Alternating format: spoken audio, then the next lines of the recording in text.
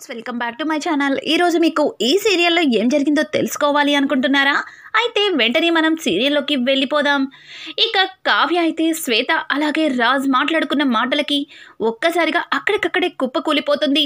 రాజ్, నీ స్నేహం అడ్డం పెట్టుకుని కావ్యకి నా మీద అనుమానం వచ్చేలా చేశాను. ఇలా అయినా సరే తను నా నుంచి విడిపోయి వాళ్ళ పుట్టింటికి వెళ్ళి సంతోషంగా ఉంటుందని కావాలనే చేశాను అని చెప్పి రాజ్ అయితే శ్వేతతో చెప్తాడు. శ్వేతకి ఏమీ అర్థం కాదు. ఏంటి రాజ్, ఏం మాట్లాడుతున్నావు? ఏ ఆడపిల్లకైనా సరే పెళ్ళైన తర్వాత భర్తతో సంతోషమైన కష్టమైన కలిసి ఉండడమే ఇష్టం. అలా కాకుండా నీ నుంచి విడిపోయి పుట్టింటికి వెళ్ళి తను ఎలా సంతోషంగా ఉంటుందని అనుకుంటున్నావు రాజ్? నువ్వు పిచ్చి మాటలు మాట్లాడుతున్నావు. నేను ఇప్పుడే కావ్యకి జరిగిందంతా చెప్తాను అని చెప్పి ఇక శ్వేత అయితే రాజ్తో చెప్తుంది. ఆగు శ్వేత, ఆగు. నీకు నిజం తెలియక నువ్వు ఇలా చేస్తున్నావు. ప్లీజ్ నా మాట విను. తను ఆల్రెడీ మనం మాట్లాడుకున్నవన్నీ వినింది అని చెప్పి రాజ్ అయితే అంటాడు. ఇక కావ్య తట్టుకోలేక అక్కడి నుంచి అలా నడుచుకుంటూ వెళ్ళిపోతుంది. ఇంకా రాజ్ అయితే శ్వేతతో, ఏంటి శ్వేత ఇలా చేస్తున్నావు? తను సంతోషం కోసమే కదా నేను ఇలా చేస్తున్నాను అని చెప్పేసి రాజైతే ఇక శ్వేతతో ఏదో చెప్తాడు. ఆ మాటలు విన్న శ్వేత ఒక్కసారిగా కుప్పకూలిపోతుంది. ఏంటి రాజ్, ఇంత పెద్ద నిజాన్ని ఇన్ని రోజులు దాచిపెట్టావా? అందుకే నువ్వు కావ్యని దూరం పెట్టుకుంటున్నావా అని అనడంతో, అవును శ్వేత, తనంటే నాకు కూడా ఇష్టమే. కానీ తను నాతో సంతోషంగా ఉండలేదు. తన సంతోషాలని ఆనందాలని చంపుకొని నాతో ఉండాల్సిన అవసరం కళావతికి ఏముంది? అందుకే కళావతి విడిపోవాలి అనుకుంటున్నాను అని చెప్పి రాజ్ అయితే ఇంకా శ్వేతకి ఒక భయంకర నిజాన్నే చెప్తాడు. శ్వేత తట్టుకోలేక అక్కడి నుంచి వెళ్ళిపోతుంది. ఇక ఇక్కడ చూస్తే ఇంటికి రాగానే కావ్యతో ఇంద్రాదేవి మాట్లాడుతూ, అమ్మ కావ్య, ఈరోజు మన దుగ్గిరాల ఇంటి పరువుని అలాగే స్వరాజ్ గ్రూప్ ఆఫ్ కంపెనీ పరువుని నిలబెట్టావు. నిజంగా నువ్వు మా ఇంటి కోడలిగా రావడం మేము చేసుకున్న అదృష్టమమ్మ అని చెప్పి కావ్యకి అందరూ కూడా కంగ్రాట్స్ చెప్తూ ఉంటారు. ఇక ఇంతలో సుభాష్ అయితే, అమ్మ నీకు తెలీదు కానీ మన రాజ్ కూడా సరిపడమ్మా. కావ్య ఇవాళ మీటింగ్లో అదర కొట్టేసింది. తన వల్ల ఒక 100 కోట్ల ప్రాజెక్ట్ మన కంపెనీ సొంతం అయ్యింది. ఇప్పుడు ఒక్క మన ఇండియాలోనే కాదు, దేశాల్లో కూడా స్వరాజ్ గ్రూప్ ఆఫ్ కంపెనీ పేరు మారు మ్రోగుతుంది అని చెప్పి సుభాష్ అయితే ఇంకా వాళ్ళ అమ్మతో అలాగే వాళ్ళ నాన్నతో మాట్లాడుతూ ఉంటారు. అవన్నీ విన్న అపర్ణ అయితే చాలా ప్రెస్టేజీగా ఫీల్ అవుతుంది. ఇక పక్కనే ఉన్న ధాన్యం అయితే తెగ కుళ్ళిపోతుంది. ఈ అమ్మాయి ఒక్కరోజు వెళ్ళగానే మన రాజ్ చేసిందంతా బూడిదలో పోసిన పన్నీరేనా ఆ అమ్మాయినలా నెత్తిన పెట్టేసుకుంటున్నారు అని అంటూ ఉంటే, ఏమైంది ధాన్యలక్ష్మి? నీకు వింటుంటే కుళ్ళుగా ఉందా నా కోడలి గొప్పతనం? నీ కోడలికి కనీసం గుమ్మం ముందు ముగ్గు పెట్టడం కూడా రాదు, వంటగదిలో వంట చేయడం కూడా రాదు. కానీ నా కోడలు అన్నింటిలోనూ టాలెంటెడ్ పర్సన్. తను వంటలు రుచిగా వండి పెడుతుంది, అలాగే ఇంటి ముందు ముగ్గు వేస్తుంది. ఇక మన కంపెనీలో డిజైన్స్ని చాలా అందంగా వేస్తుంది. ఈరోజు 100 కోట్ల ప్రాజెక్ట్ తీసుకొచ్చింది నా కోడలు.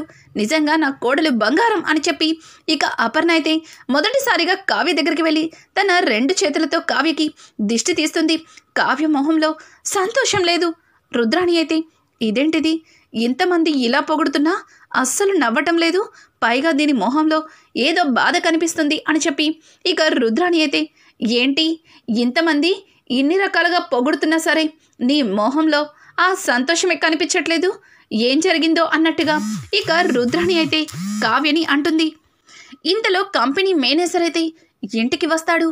ఇంటికి వచ్చిన మేనేజర్ని చూసి ఇక సుభాష్ అయితే, అమ్మ కావ్య, నిన్న చెప్పాను కదా మేనేజర్కి 5 లక్షలు ఇవ్వాలని, వెళ్ళి 5 లక్షలు తీసుకురామ్మా అని చెప్పడంతో కావ్య సరే మావయ్య గారు అని చెప్పి ముందుకు వెళ్తూ ఉంటే ఇంతలో అపర్ణ, ఆగు కావ్య అని అనడంతో ఒక్కసారిగా కావ్య వెనక్కి తిరిగి చూస్తుంది. ఏమైంది అత్తయ్య, ఎందుకు ఆగమన్నారు అన్నట్టుగా కావ్య అలానే చూస్తుంటే, నువ్వు ఆఫీస్కి వెళ్ళే హడావుడిలో ఈ కీస్ పడేసుకుని వెళ్ళిపోయావు. అనామిక వీటిని నాకు ఇచ్చింది, ఇదిగో అని చెప్పి ఇక కావ్యకి ఆ కీస్ని ఇస్తుంది. ఆ తాళాలు తీసుకుని కావ్య బీరువా తీసి డబ్బు చూడడంతో అక్కడ 3 లక్షలు మాత్రమే ఉంటాయి. మిగతా 2 లక్షలు కనిపించవు. ఇక కావ్య ఆ 3 లక్షలు తీసుకుని, అత్తయ్య గారు అక్కడ 3 లక్షలు మాత్రమే ఉన్నాయి, మావయ్య గారు 5 లక్షలు అడిగారు అని చెప్పడంతో, అదేంటి కావ్య, నిన్న నీకు తాళాలు ఇచ్చే ముందే నేనక్కడ 5 లక్షలు పెట్టాను, మరి 3 లక్షలు ఉండడం ఏంటి? ఎవరికన్నా 2 లక్షలు ఇచ్చావేమో గుర్తు చేసుకో అని చెప్పడంతో ఇక కావ్య అయితే, లేదత్తయ్య, మీరు నాకు తాళాలు ఇచ్చిన తర్వాత నేనెవ్వరికీ డబ్బు ఇవ్వలేదు, అక్కడ డబ్బులు అని చెప్పి కావ్య అంటూ ఉంటే, ఇంతలో రుద్రాణి అయితే, ఏంటి ఇలా తాళాలు అందగానే ఈ ఇంటికి మహారాణి అయిపోయాననుకుంటున్నావా? నీ ఇష్టం వచ్చినట్లు ఖర్చు పెట్టుకోవడానికి ఒక్క రోజులోనే 2 లక్షలు ఖర్చు పెట్టేశావా? పైగా ఏమైనాయో అన్నట్టుగా అలా మొహం పెడుతున్నావు. ఓ, అందుకేనా ఇందాకటి నుంచి ఇంతమంది ఇన్ని రకాలుగా పొగుడుతున్నా మొహంలో ఆ ఎక్స్ప్రెషన్సే మారలేదు. ఎక్కడ ఈ నిజం బయటపడుతుందా అని చెప్పి రుద్రాణి అయితే ఇక కావ్యని అంటుంది. ఇక పక్క నుంచి అనామిక అయితే, ఎంతైనా బస్తీ వాళ్ళు బస్తీ బుద్ధులు ఎక్కడ పోనిచ్చుకుంటారు ఆంటీ, రిచ్ ఫ్యామిలీ ఎప్పుడు రిచ్గానే ఉంటుంది. ఈ అమ్మాయి బస్తీ నుంచి వచ్చింది కదా, ఒక్కసారిగా అంత డబ్బు కళ్ళ చూసేసరికి పాపం చేతులు ఊరుకోలేదేమో అని చెప్పి అనామిక వెటకారంగా మాట్లాడుతుంది. అనామిక, నీ ఇష్టం వచ్చినట్లు మాట్లాడద్దు.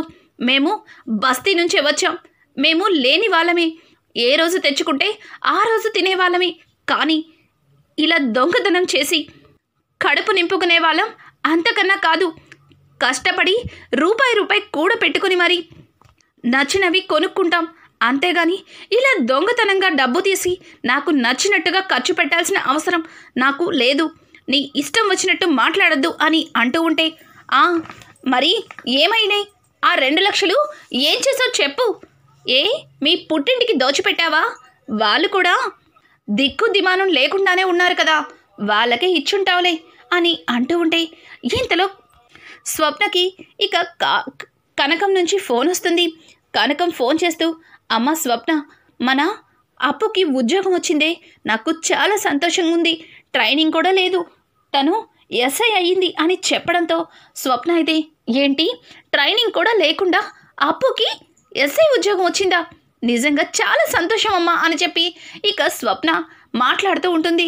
ఆ మాటలన్నీ విన్న అనామిక, వావ్ సూపర్, చాలా బాగా యాక్ట్ చేస్తున్నావు, డబ్బు తీసుకెళ్ళి నీ పుట్టింటికి ఇచ్చి ఇప్పుడు ఏమీ తెలియనట్లుగా ఇక్కడ పోయింది అన్నట్లుగా నుంచున్నావా? చెప్పచ్చు కదా, నీ అవసరాలకి వాడుకున్నాను అని, నీ పుట్టింటి అవసరాలు తీర్చాను అని చెప్పచ్చు కదా అని చెప్పి ఇంకా అనామిక అయితే నోటికి వచ్చినట్టు మాట్లాడుతుంది. కావ్య, చూడు అనామిక, నేను ఎవరికి డబ్బు ఇవ్వలేదు, అసలు ఎవరికైనా డబ్బు ఇవ్వాల్సిన అవసరం నాకేముంది, ఎందుకు అలా మాట్లాడుతున్నావు అని చెప్పి ఇక కావ్య అయితే అనామిక మీద అరుస్తుంది. ఏయ్, ఏంటి నా కోడల మీద అరుస్తున్నావు? తను అన్నదానిలో తప్పేముంది? అసలు ట్రైనింగే లేకుండా నీ చెల్లెలికి ఇన్స్పెక్టర్ ఉద్యోగం వచ్చేసిద్దా? అది కూడా ఏ లంచం ఇవ్వకుండా ఇక్కడ డబ్బు తీసుకెళ్ళి అక్కడ దోచిపెట్టావు, అక్కడ నీ చెల్లెలికి ఉద్యోగం వచ్చేలా చేసుకున్నావు, పైగా ఇప్పుడు అసలు నేను డబ్బే తీయలేదు అంటే నువ్వు కాకపోతే ఈ ఇంట్లో ఎవరు తీస్తారు అని చెప్పేసి ఇక కావ్యని నిలదీస్తుంది ధాన్యలక్ష్మి అయితే. కావ్య అప్పటికి రాజ్ మాటల్ని తట్టుకోలేక కుమిలిపోతున్న కావ్య చాలా కోపంగా, ఏయ్ ఏంటి ఊరుకుంటుంటే తెగ రెచ్చిపోతున్నారు, చెప్పాను కదా ఆ డబ్బు తీసుకోలేదు అని, ఏ రోజు కూడా మీ డబ్బుని నేను ఆశించలేదు, నువ్వేంటి రిచ్ ఫ్యామిలీ నుంచి వచ్చావా? అసలు నువ్వు కళ్యాణి ఎందుకు పెళ్లి చేసుకున్నావు? డబ్బు కోసమే పెళ్లి చేసుకున్నావు కదా. ఆ రోజున ఆ సేట్జీ వచ్చి 2 కోట్లు ఇవ్వకపోతే ఈరోజు నీ పెళ్ళే అయ్యేది కాదు, ఈ దుగ్గిరాలింటి కోడలివే అయ్యేదానివి కాదు, నువ్వు నాకు చెప్తున్నావా అని చెప్పి కావ్య అయితే ఇక అనామిక మీద అరుస్తుంది. ఒక్కసారిగా సేట్జీ ఏంటి, 2 కోట్లేంటి అని చెప్పి ధాన్యలక్ష్మి ఆశ్చర్యంగా చూస్తుంది. ఇంకా అదే టైంలో అక్కడికి రాజ్ కూడా వస్తాడు. గొడవ మొత్తం చూసి కావ్య అన్న మాటలకి, అవును పిన్ని, కావ్య చెప్పింది నిజమే, సేటికి 2 కోట్లు ఇవ్వకపోతే ఈ అనామికని పెళ్ళి ఆపుతాను అని గొడవ చేశాడు. నేనే ఎవ్వరికీ తెలియకుండా ఆ సేటికి 2 కోట్లు ఇచ్చి అక్కడ ఆ గొడవని ఆపాను. కావ్య తప్పు చెయ్యదు, ఎన్నటికీ తప్పు చేయదు, కావ్య ఏంటో నాకు తెలుసు అని చెప్పి రాజ్ మాట్లాడుతూ ఉంటే, అయితే ఆ 2 లక్షలు ఎవరు తీసినట్టో అని చెప్పి ఇక రుద్రాణి మాట్లాడుతుంది. ఇంతలో అనామిక అయితే, మా డాడీ బిజినెస్ లాసే 2 కోట్లు అప్పయ్యాడేమో, కానీ దొంగతనాలు చేసే అలవాటు మా ఫ్యామిలీకి లేదు, నేను అవేమీ తెలియకుండా పెరిగాను, రిచ్గా పెరిగాను అని చెప్పి అనామిక అయితే తెగ వయ్యారాలు పోతుంది. ఇంతలో కళ్యాణ్ అనామిక గదిలో నుంచి 2 లక్షల రూపాయలు తీసుకుని, అనామిక నీ చీరల్లో ఏంటి ఈ డబ్బు ఉంది అని అడగడంతో ఒక్కసారిగా అనామికకి ఏమీ అర్థం కాదు. ఇక కళ్యాణ్ అయితే అనామిక చెంప పగల కొడతాడు. ఛీ, సిగ్గు లేదా నీకు? డబ్బు దొంగతనం చేసి తిరిగి మా వదిన మీద నిందలు వేస్తున్నావు, ఇదేనా నీ చీప్ ట్రిక్ అని చెప్పి కళ్యాణ్ అయితే ఇక అనామికని చెడమడ తిట్టేస్తాడు. పక్కనున్న స్వప్న అయితే, నువ్వు రిచ్ ఫ్యామిలీ నుంచి వచ్చావు కదా, అంటే మీ రిచ్ ఫ్యామిలీ వాళ్ళు ఇలా దొంగతనాలు చేసుకుని మరి బతికేస్తారా? నిన్ను చూస్తుంటే డబ్బు కోసమే మా కళ్యాణ్ని పెళ్లి చేసుకున్నట్టు నాకు అనిపిస్తుంది. అసలు నిజంగానే నువ్వు మా కళ్యాణ్ని ప్రేమించావా అని ఇక స్వప్న అయితే అనామికని నిలదీస్తుంది. ఇదంతా విన్నా రుద్రాణి అయితే, ఇప్పుడు ఇది ఆ డబ్బు తీసింది నేనే అని చెప్పేస్తుందా అని చెప్పి రుద్రాణి కాస్త భయపడుతుంది. ఇంతలో అనామిక అయితే, ఆ డబ్బుని నేనేమీ తీయలేదు, రుద్రాణి ఆంటీ డబ్బిచ్చి నన్ను దాచిపెట్టమంటే పెట్టాను, కానీ ఆ డబ్బు ఈ డబ్బేనని నాకేం తెలీదు అని అనడంతో ఇక రుద్రాణి అయితే, ఇదేంటిది ఇలా ప్లేటు ఫిరాయించింది, ఇది నా మీదకి తోసేసిందేంటి అని చెప్పి రుద్రాణి కాస్త కంగారు పడుతుంది. ఏయ్, ఏం మాట్లాడుతున్నావు? నేనేంటి నీకు డబ్బు ఇవ్వడం ఏంటి అని చెప్పడంతో, మీరే కదా ఆంటీ ఈ కావ్యని ఎలా అయినా సరే ఇంటి నుంచి పంపించేయాలి అంటే ఈ చిన్న హెల్ప్ చెయ్యని చెప్పి నా దగ్గర మాట తీసుకున్నారు. నేను మీకు మాట ఇచ్చి అందరితో చూడండి ఎలా మాటలు పడుతున్నాను అని చెప్పి ఇక అనామిక అయితే ఫుల్గా రివర్స్ అయిపోతుంది. రుద్రాణికైతే ఏమీ అర్థం కావట్లేదు. ఏయ్, ఏం మాట్లాడుతున్నావు? నువ్వేగా తాళాలు దొంగతనంగా తీసుకురమ్మన్నది, అందుకే కదా తాళాలు తీసుకొచ్చాను, నీకు తెలిసే కదా అని అంటుంటే, లేదు నేనేం చెప్పలేదు, కావాలంటే మీరే వీడియో చూడండి, ఇక్కడ నేనున్నానా అని చెప్పి ఇంకా రుద్రాణి దొంగతనం చేసిన వీడియోని ఇంట్లో అందరికీ కూడా తన మొబైల్ నుంచి చూపిస్తుంది. ఒక్కసారిగా అపర్ణాదేవి అయితే ఆ వీడియో చూసి షాక్ అయిపోతుంది. ఇక అపర్ణ అయితే రుద్రాణి చెంప పగల కొడుతుంది. ఛీ, సిగ్గు లేదా నీకు? ఒక గుమస్తా కూతురు అయ్యుండి ఈ ఇంటికి మహారాణిలాగా ఇంటి ఆడపడుచు హోదాని ఇచ్చి చాలా బాగా చూసుకుంటున్నాం, కానీ నీ చీప్ బుద్ధులు ఎక్కడికి పోతాయి? ఏంటి దంతా? ఇంత పెద్ద తప్పు చేసి నా కోడలి మీద నిందలు వేయాలని మీ ఇద్దరూ నా కోడల్ని ఇంటి నుంచి పంపించేయాలని చూస్తున్నారా అసలు మిమ్మల్ని అని చెప్పి ఇక అపర్ణ అయితే వాళ్ళిద్దరి మీద విరుచుకుపడుతుంది. ఇదంతా ఇలా ఉండగా ఇక పెద్ద ఆయనైతే, అపర్ణ ఆగమ్మా, అసలు మీరు ఏం ఆశించి ఇలా చేశారు? మీకన్నా కావ్య అన్ని విషయాల్లో గొప్పదే, కానీ ఏ రోజు కూడా కావ్యని మేము ఎక్కువ మిమ్మల్ని తక్కువ చేసి చూడలేదు. అమ్మ రుద్రాణి, నీకు ఈ ఇంటి ఆడపడుచు హోదాని ఇచ్చాం, కానీ ఏ రోజు కూడా ఈ ఇంటి మంచి కోసం ఏ పని చెయ్యలేదు. ప్రతిసారి కూడా ఇంటి పరువుని ఏదో ఒక రకంగా తీయాలనే చూస్తున్నావు. చూడమ్మా అనామిక, నువ్వు కళ్యాణ్ని ప్రేమించావన్న ఒక్క కారణంతో ఇంటి కోడల్ని చేసుకున్నాం, కానీ నువ్వు ఇలా ఆలోచిస్తావని అస్సలు ఊహించలేదు అని చెప్పి ఇక ఇంద్రాదేవి అలాగే సీతారామయ్య ఇద్దరికీ కూడా బుద్ధి చెప్తారు. వాళ్ళిద్దరూ కూడా సీతారామయ్య కాళ్ళ మీద దబడి, తాతయ్య గారు నన్ను క్షమించండి, నాన్న నన్ను క్షమించు, ఇంకెప్పుడు ఏ తప్పు చెయ్యమని చెప్పి ఇక సీతారామయ్యని క్షమాపణ అడుగుతారు. కావ్య ఇక ఒక్క మాట కూడా మాట్లాడకుండా అలా తన గదిలోకి వెళ్ళిపోతుంది. కావ్య అలా వెళ్ళిపోవడం చూసి ఇక అపర్ణ కావ్య వెంటే వెళ్తుంది. కావ్యని చూసి, కావ్య ఇలా జరిగిందని బాధపడుతున్నావా అని అడగడంతో ఇక కావ్య అయితే ఏమీ మాట్లాడదు. కావ్య ఏమైంది అని చెప్పి తన భుజం మీద చెయ్యి వేస్తుంది. ఒక్కసారిగా కావ్య చాలా ఎమోషనల్గా అపర్ణని హక్ చేసుకుంటుంది. అపర్ణకి ఏమీ అర్థం కాదు. కావ్య నువ్వు బాగానే ఉన్నావా, ఏమైంది అని అడగడంతో, నన్ను క్షమించండి అత్తయ్య. మీరు నాకు చాలా పెద్ద బాధ్యతని అప్పగించారు. కానీ ఆ బాధ్యతని నేను సక్రమంగా నెరవేర్చలేకపోతున్నాను. నన్ను క్షమించండి. ఈ తాళాలు మీ దగ్గర ఉంటేనే మంచిది అని చెప్పి ఇక కావ్య అపర్ణకి తాళాలని ఇచ్చి ఇంకా ఏమీ మాట్లాడకుండా బయటికి వచ్చేస్తుంటుంది. కావ్య చెయ్యి పట్టుకుని, ఆగు, ఏం జరిగింది? ఆఫీస్లో రాజ్ నీతో ఏమన్నా గొడవ పడ్డాడా? ఏమైంది? ఆఫీస్ నుంచి వచ్చిన దగ్గర నుంచి చూస్తున్నాను, ఇంట్లో ఇంత గొడవ జరిగినా నువ్వు ఎవరితో కూడా నేను ఏ తప్పు చెయ్యలేదని గట్టిగా మాట్లాడలేకపోయావు. నీ మనసులో ఏదో బాధ ఉంది. ఏమైందో నాకు చెప్పు. అది నాకు చేతనైతే చేస్తాను అని అంటూ ఉంటే ఏం చెప్పాలత్తయ్య? ఆ బాధ మీ అబ్బాయి వల్లే వచ్చిందని చెప్పాలా? నేను ఇంట్లో నుంచి వెళ్ళిపోతేనే మీ అబ్బాయి సంతోషంగా ఉంటాడు అని చెప్పాలా అని కావ్య చెబుతూ ఉంటే ఒక్కసారిగా కావ్య మాటలకి అపర్ణకి ఏమీ అర్థం కాదు. ఏం మాట్లాడుతున్నావు కావ్య?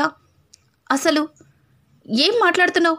నువ్వు రాజ్ ఈ మధ్య బాగానే ఉంటున్నారు కదా, మరి ఎందుకు ఇప్పుడు కొత్తగా ఇలా మాట్లాడుతున్నావు అని అడగడంతో, నన్ను క్షమించండి అత్తయ్య, నేను మీ అబ్బాయి గురించి తప్పుగా మాట్లాడుతున్నానని నన్ను అపార్థం చేసుకోవద్దు. కానీ ఆయనకి నేను లేకపోతేనే సంతోషంగా ఉంటారంట. నాతో విడాకులు కావాలి అంటున్నారు. నాకు ఏం చేయాలో అర్థం కావట్లేదు. మా నాన్నగారు పెళ్లి చేసినప్పుడు ఒక మాట చెప్పారు, కష్టమైన సుఖమైన అత్తవారింట్లోనే ఉండాలి, ఎప్పుడు గడప దాటి బయటికి రాకూడదు అని చెప్పి. కానీ ఈరోజు నేను గడప దాటితేనే నా భర్త సంతోషంగా ఉంటాడు అన్న నిజం తెలిసిన తర్వాత ఇంకా ఇంట్లో ఉండాలి అని అస్సలు అనుకోవట్లేదు అత్తయ్య. నేను ఇంటి నుంచి వెళ్ళిపోవాలి అని అనుకుంటున్నాను అని చెప్పి కావ్య అయితే చాలా బాధగా ఏడుస్తూ ఇంకా అపర్ణకి జరిగిందంతా చెప్తుంది. అదంతా విన్న అపర్ణ చాలా బాధగా కావ్యని దగ్గరికి తీసుకొని తన కళ్ళ నీళ్లు తుడుస్తుంది. ఏడవకు, బాధపడకు, నీకు తెలియని విషయం ఏమిటో ఒకటి చెప్పనా అని చెప్పి ఇక అపర్ణ అయితే కావ్యకి నిజాన్ని చెప్తుంది. చూడు కావ్య, నీకు తెలియని విషయం ఏమిటంటే, రాజ్కి మేమందరం అన్నవరం వెళ్ళినప్పుడు నువ్వు తనని హాస్పిటల్కి తీసుకెళ్ళావు, గుర్తుంది కదా? బ్రీతింగ్ ప్రాబ్లం వల్ల తను చాలా ఇబ్బంది పడ్డాడు, అది నువ్వే చూసావు కదా అని చెప్పడంతో, అవునత్తయ్య, ఆ రోజు ఆయన చాలా ఇబ్బంది పడ్డారు. కానీ ఇప్పుడు ఏమైంది అత్తయ్య? ఇప్పుడు అంతా బాగానే ఉంది కదా అని చెప్పి కావ్య అంటూ ఉంటే, లేదమ్మా, లేదు, బాగాలేదు. వాడికి ఆ బ్రీతింగ్ ప్రాబ్లం వల్ల వాడు హాస్పిటల్కి వెళ్ళి అన్ని చెకప్లు చేయించుకున్నాడు. పైగా వాడికి అనుకోకుండా చిన్న యాక్సిడెంట్ కూడా అయ్యింది. ఆ టైంలోనే రాజ్ చెకప్లో రాజ్కి పిల్లలు పుట్టరు అన్న నిజం తెలిసింది. రాజ్ చాలా కుమిలిపోయాడు. నీ మీద ప్రేమని చంపుకోలేక వాడు ఎంతో కుమిలిపోయాడు. ఆ నిజాన్ని నీతో చెప్పలేక, ఆ నిజాన్ని వాడు మింగుడు పడలేక వాడిలో వాడు చాలా అంటే చాలా కుమిలిపోయాడు. కనీసం నాతో కూడా వాడు నిజాన్ని చెప్పలేకపోయాడు. నేను అందరి డాక్టర్ని కలవమని చెప్పాను, కానీ ప్రయోజనం లేదని డాక్టర్లు చెప్పారని వాడు చెప్పాడు. వాడిని పెళ్లి చేసుకుని వాడితో నువ్వు సంతోషంగా ఉండలేవని వాడు ఈ నిర్ణయం తీసుకున్నాడు. నాకు కూడా కార్తీక పౌర్ణమి రోజే నిజం తెలిసింది. ఎన్ని రోజులు ఈ నిజాన్ని నీ దగ్గర దాచిపెట్టాను అని చెప్పి అపర్ణ అయితే ఇక కావ్యకి ఒక గుండె పగిలే నిజాన్ని చెప్తుంది. కావ్య ఆ నిజం విని అక్కడికక్కడే కుప్పకూలిపోతుంది. ఇక కావ్య వెంటనే కళ్ళనీళ్ళు తుడుచుకుంటుంది. అపర్ణని, అత్తయ్యగారు, నేను అరగంటలో వంట రెడీ చేస్తాను, మీరు వెళ్ళి ఫ్రెష్ అవ్వండి అని చెప్పి కావ్య మళ్ళీ ఎప్పట్లాగానే అపర్ణని మామూలుగా మాట్లాడుతుంది. అపర్ణకి ఏమీ అర్థం కాదు. అమ్మ కావ్య అని అంటుంటే, చూడండి అత్తయ్య, ఇంట్లో అందరూ చాలా ఆకలిగా ఉంటారు, నేను ఫ్రెష్ అయ్యి 1 గంటలో వంట రెడీ చేస్తాను, మీరు కూడా వెళ్ళి ఫ్రెష్ అవ్వండి అని చెప్పి కావ్య హడావుడిగా రెడీ అయ్యి ఇక కిందకైతే వెళ్తుంది. అందరికీ ఇష్టమైన వంటలన్నీ చేసి డైనింగ్ టేబుల్ మీద పెడుతుంది. ఇంత పెద్ద నిజాన్ని విన్న కావ్య అసలు ఏ రకంగానూ రియాక్ట్ అవ్వకుండా ఎప్పటిలాగానే కావ్య ఎలా ఉంది అన్న సంగతి అపర్ణకి అర్థం కాక తనలో తను సతమతమైపోతూ ఉంటుంది. ఇక రాజ్ ఇదేంటి అది ఆఫీస్లో విన్నవన్నీ తెలుసుకొని పుట్టింటికి పరిగెడుతుంది అనుకుంటే ఇలా ఇంట్లో అందరికీ వంట చేసి పెడుతుంది ఏంటి అని రాజ్ కూడా ఆశ్చర్యపోతాడు. ఇక కావ్య అసలు కావ్య ఏం నిర్ణయించుకుంది? అపర్ణ చెప్పిన నిజాన్ని కావ్య ఎలా జీర్ణించుకోగలిగింది? రానున్న ఎపిసోడ్స్ మరింత ఇంట్రెస్టింగ్గా మారిపోతున్నాయి. ఈ వీడియో మీకు నచ్చినట్టయితే లైక్ చేసి సబ్స్క్రైబ్ చేసుకోవడం మాత్రం మర్చిపోకండి. Thanks for watching. Friends, welcome back to my channel. ఈరోజు మీకు ఈ సీరియల్లో ఏం జరిగిందో తెలుసుకోవాలి అనుకుంటున్నారా? అయితే వెంటనే మనం సీరియల్లోకి వెళ్ళిపోదాం. ఇక కావ్య అయితే శ్వేత అలాగే రాజ్ మాట్లాడుకున్న మాటలకి ఒక్కసారిగా అక్కడికక్కడే కుప్పకూలిపోతుంది. రాజ్, నీ స్నేహం అడ్డం పెట్టుకుని కావ్యకి నా మీద అనుమానం వచ్చేలా చేశాను. ఇలా అయినా సరే తను నా నుంచి విడిపోయి వాళ్ళ పుట్టింటికి వెళ్ళి సంతోషంగా ఉంటుందని కావాలనే చేశాను అని చెప్పి రాజ్ అయితే శ్వేతతో చెప్తాడు. శ్వేతకి ఏమీ అర్థం కాదు. ఏంటి రాజ్, ఏం మాట్లాడుతున్నావు? ఏ ఆడపిల్లకైనా సరే పెళ్ళైన తర్వాత భర్తతో సంతోషమైన కష్టమైన కలిసి ఉండడమే ఇష్టం. అలా కాకుండా నీ నుంచి విడిపోయి పుట్టింటికి వెళ్ళి తను ఎలా సంతోషంగా ఉంటుందని అనుకుంటున్నావు రాజ్? నువ్వు పిచ్చి మాటలు మాట్లాడుతున్నావు. నేను ఇప్పుడే కావ్యకి జరిగిందంతా చెప్తాను అని చెప్పి ఇక శ్వేత అయితే రాజ్తో చెప్తుంది. ఆగు శ్వేత, ఆగు. నీకు నిజం తెలియక నువ్వు ఇలా చేస్తున్నావు. ప్లీజ్ నా మాట విను. తను ఆల్రెడీ మనం మాట్లాడుకున్నవన్నీ వినింది అని చెప్పి రాజ్ అయితే అంటాడు. ఇక కావ్య తట్టుకోలేక అక్కడి నుంచి అలా నడుచుకుంటూ వెళ్ళిపోతుంది. ఇంకా రాజ్ అయితే శ్వేతతో, ఏంటి శ్వేత ఇలా చేస్తున్నావు? తను సంతోషం కోసమే కదా నేను ఇలా చేస్తున్నాను అని చెప్పేసి రాజ్ అయితే ఇక శ్వేతతో ఏదో చెప్తాడు. ఆ మాటలు విన్న శ్వేత ఒక్కసారిగా కుప్పకూలిపోతుంది. ఏంటి రాజ్, ఇంత పెద్ద నిజాన్ని ఇన్ని రోజులు దాచిపెట్టావా? అందుకే నువ్వు కావ్యని దూరం పెట్టుకుంటున్నావా అని అనడంతో, అవును శ్వేత, తనంటే నాకు కూడా ఇష్టమే. కానీ తను నాతో సంతోషంగా ఉండలేదు. తన సంతోషాలని ఆనందాలని చంపుకొని నాతో ఉండాల్సిన అవసరం కళావతికి ఏముంది? అందుకే కళావతి విడిపోవాలి అనుకుంటున్నాను అని చెప్పి రాజ్ అయితే ఇంకా శ్వేతకి ఒక భయంకర నిజాన్నే చెప్తాడు. శ్వేత తట్టుకోలేక అక్కడి నుంచి వెళ్ళిపోతుంది. ఇక ఇక్కడ చూస్తే ఇంటికి రాగానే